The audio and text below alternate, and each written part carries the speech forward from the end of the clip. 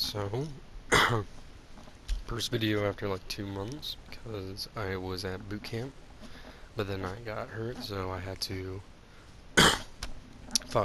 decided to go back home and stay there at the rehab area, but that was getting closed down anyways, so I didn't send home anyways. So I'm glad I did it earlier and then later.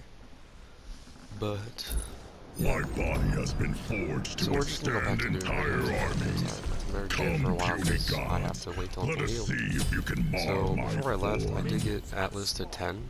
This skin came out. I don't actually have the skin. Would actually love to have it though, but you know, can't really do that. So these are the builds I was working with before. This is my support build, of course. It's a classic support. Everybody loves it. It's great. Mystical Mail, I've heard, is not nearly as good as it was, and people changed it. And then Relics also got like a buff and stuff. So like if I go to Relics, where are they? Over here. Med Cloak is still like the best buy. You are of course not going to buy the greater Cloak of Meditation. You'll hold out until like endgame to buy this type of stuff, but you could buy it early if need be as well.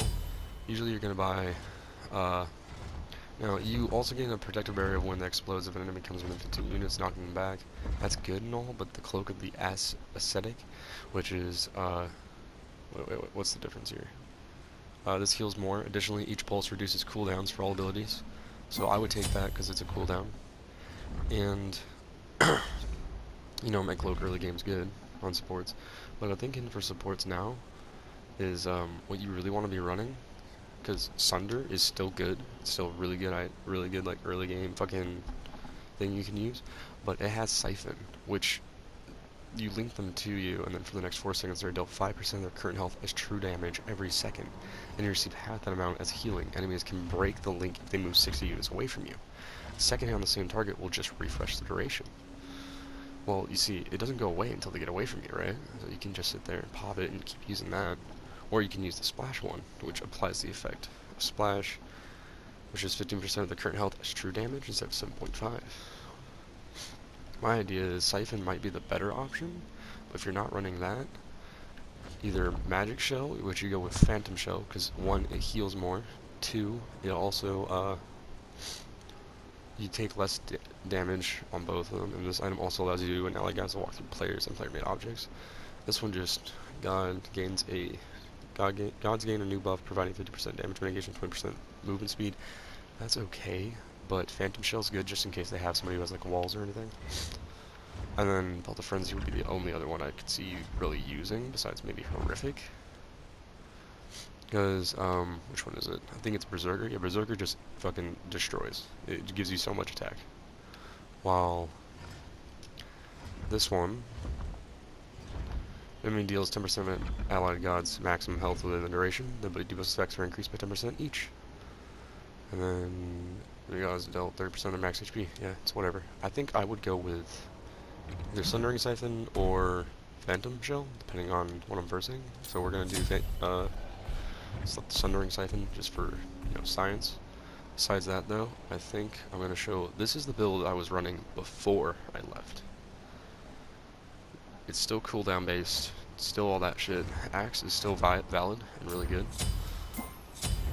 Now, they did change some things, so Glyph, because I haven't played in a while. When I came here, I thought these were pretty cool. Now, Breastplate of Valor is still valid. Each time you're hit by an ability, gain a stack of 5 protections. Once you reach max stacks, both kinds, gain a burst of 20% movement speed.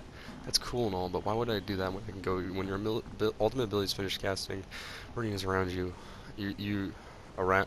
within a 40 unit range around you, reducing basic attack damage from enemies by 15%. That's really good, just because you can, after you pop your ult, you just take less damage. And my ult just shreds protection, so if I take less damage, I can sit there and deal more damage over time. Both are good. This is like 20 protections of each type.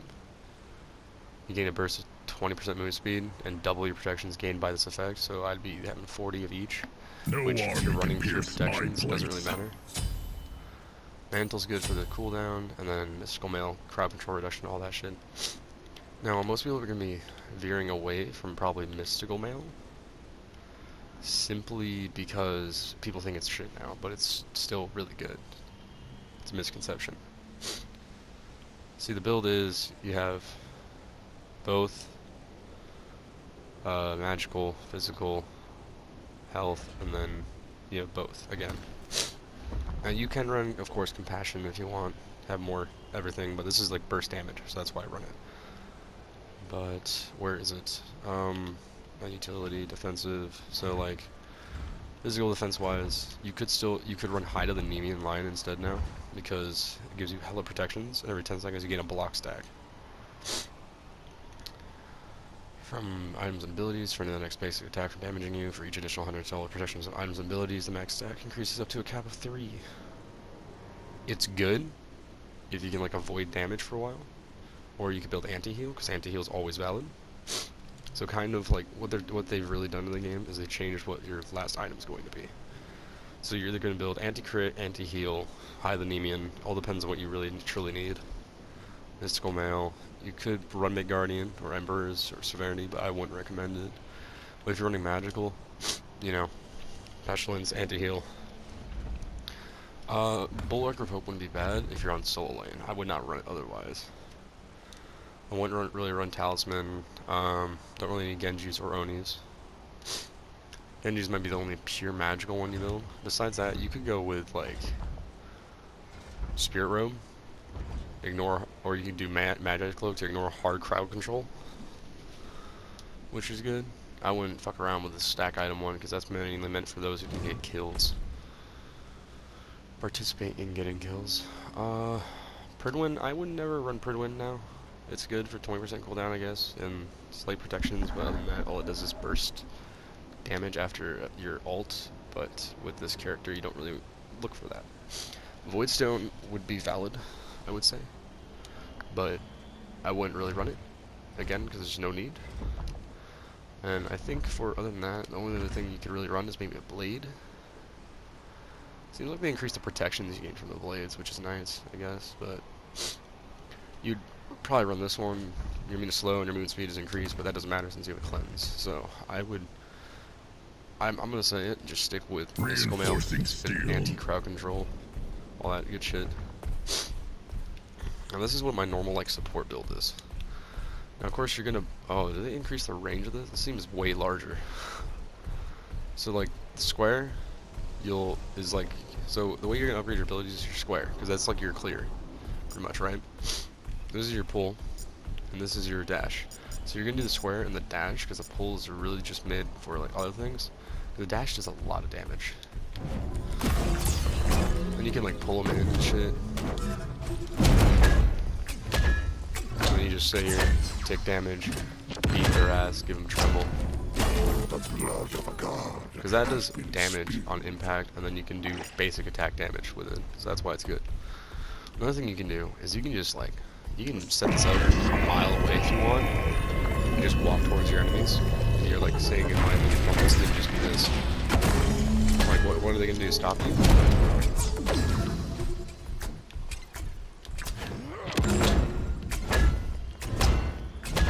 And then Shoguns give you that extra attack speed that you need. And I do want to try this out. I want to see how this works. Oh god. Oh, that is... That go away?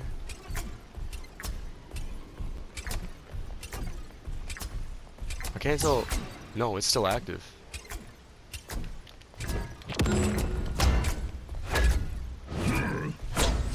Am I still siphoning off her?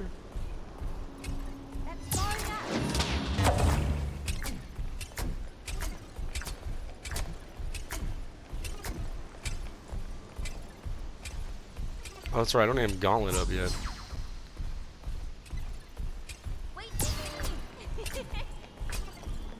It was like 30 then 52, I wonder why. Is this that's still up? No, that was on cooldown, that's why. Okay. How long does Sundering Siphon last? Because I know they take more damage. Next 4 seconds, so it's a 4-second Siphon. Actually, I don't think I'd run Siphon then. The other one is does splash damage, which is good, and does splash removal of like everything and make them increase damage and stuff. What is it? Splashing a 20-unit radius, dealing 50% of the current health true damage, and reducing any active shields by 79%. Targets hit, take 5% increased damage.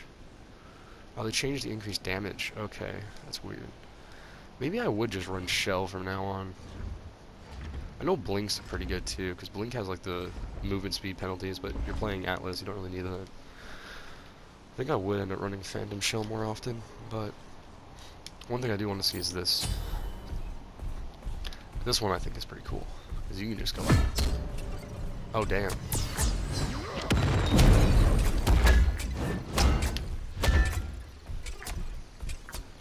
Mystical Mail. As expected, I remain unchallenged. Alright, let's see. This is just like Splash, right? I want to know how far the Splash really is, though.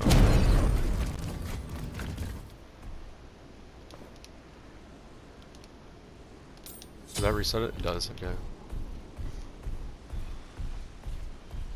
This is up to 20 units. 20 is that, meaning it should hit all three of these guys, right?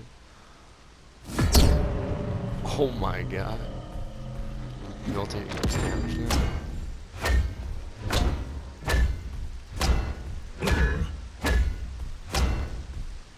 Guess they were.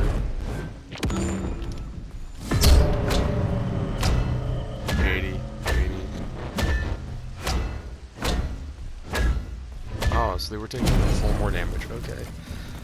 So yeah, it works just like actual Sunder, but Sunder might not be worth it. And it gets the splash is cool, but like they have to be grouped up. So I think from now on I'm going to be running Magic Shell, Phantom Shell. I haven't played in a while, so. Alright, but to show off the rest of the kit, because that's just defense. Might skip it past it a little bit, but so they did change the rod. This rod now upgrades to a different one. Which this is my jungle build, so this is like we run Bumba's Spear. I think, right? Yeah. Or no. We were running Hammer. Casting ability, your next basic attack deals an additional 80 true damage.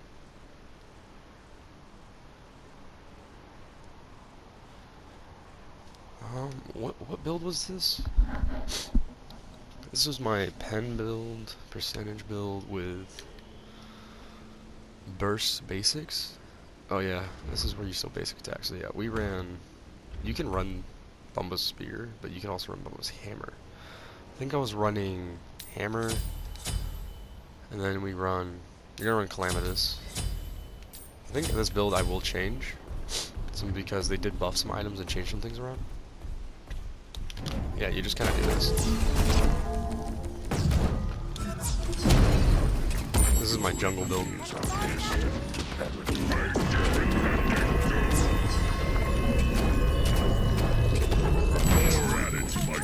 That's a lot of damage. Paint their homes red with gore. You know, I think I will change this build though, because this is good for the, if you get the stacks, which, let me go put the stacks on real quick. So now that evolves, and that means now it has more HP and MP5, then I also get movement speed, which is good. But I'm thinking, see, Polynomicons for the burst, because you get AoE, and that bursts with it, I do believe. But one thing I was doing, because you can always get rid of Bumba's Hammer and run Spear anyways. 30% cooldown, it works. But I could also, if I, where is it? I forget what it was now. Shit. Because there was another item I was running. Oh, yeah, Book of Thoth is good now, but this is my jungle build, so you don't really want to build stack items too often if you're a jungler. Book of the Dead got buffed. When the fuck did I build this? Did I even build this when Book of the Dead came out? I don't even know. This is usually no, this is my jungle build because this is based off of my fucking Terra. Terra is like a menace with this type of build, and it works the same way. But no. What I was gonna show next though was a different build, because I have a different build I use, which is a high road build with infinite, which I had like top damage with like every game. So you run Hidden Blade. This will grind them into the earth Because of the ult. And I think I ran Hidden Blade, Book of Thoth. And that's all the power I had. The rest were like defense. I think I built like a breastplate, shoguns, mantle, and mystical mail. I think this is what my build was, roughly. Then I go to item stacks, and the power is like it's not a metric fuck ton, but when you do this and you hit 5 people, and it also does like this much damage with a hidden blade proc, then you just beat some points. See, the early game damage output is ridiculous though too.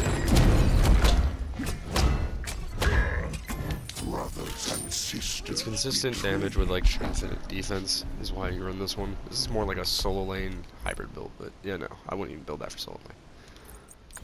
Alright, the reason why I'm doing this backwards is because most people just want to know how to build the character and how to like show off the character. Yeah, I don't have the skin because I wasn't here for it, but probably would have gotten it if I was here. But most people just want to see the item builds and stuff like that, which is like this type of stuff. It's like, oh, this is what you build. It's cool, right? But no, I want to show off the abilities and as well as like stats and stuff. He has a really high stats for like health bar and stuff, but not. I don't think it's as nearly as high as Ymir. I think he's close, but not quite. And both of his things, which are like, one's actually a little bit rough to get, but like you can just yeet the ult over and over again to get it. But ability-wise, I just wanted to show off his abilities real quick. His passive is just when he takes or deals damage with his basics or abilities, he accumulates energy in his Astrolabe, and as he does, it allows him to. Next basic attack has a 1.5 times damage, 1.5 seconds swing time, and deals bonus damage in the area in front of him. Gods hit are trembled for 2 seconds. That's his AoE. And he can store up to like 30 energy or some shit, is what it says. But it does like bonus damage as well. So his AoE just does more damage. His AoE attack, and he gets it like every fight, like 10 times a fight. His ult's protection shredding, pretty much. Not really much else to it. You can charge it. And whenever you hit them with the concentrated beam though, with the beam, it will always remove like max protections. So you can just quick fire it if you want. But I recommend like charging it and using it in the fight, and then when somebody tries running away, hit them with it. Or if you're like me and you're a savage, you can sit there and pop it like from anywhere on the map and just snipe people across the map and help your team. And it could kill them, or it could, murder. Probably murder people. He cleanses himself, damaging minions and everything in front of him with a dash. This is a dash. While Atlas is charging, he's immune to slows and knockups. When Atlas collapses the enemy god, he will release cumulative burdens in an explosion, slowing enemies in a 15-unit radius. So he basically cleanses himself and his teammates from like slows and stuff, and increases their movement speed, and then applies it to the enemy. He just kind of like counters movement speed penalties. But he gets like he moves faster the more this is upgraded. So it's really good to upgrade it like early on after you upgrade your unburden, because the dash is really useful. It has really high power as well. This I recommend upgrading first though, because it's like you use it to be able to like basic attack from far with mana, and it's used to like clear out minions quicker and accumulate those fucking AoE attacks for like if somebody rushes you, you can smack them and then it gives them tremble. So if they're a melee user or a range user, it like, well, not melee, more like a range user, it kind of fucks their aim up. It's just nice to have this fully maxed out first, because when you throw it, it does impact damage, and you can throw this inside the tower pretty much all the way from like outside.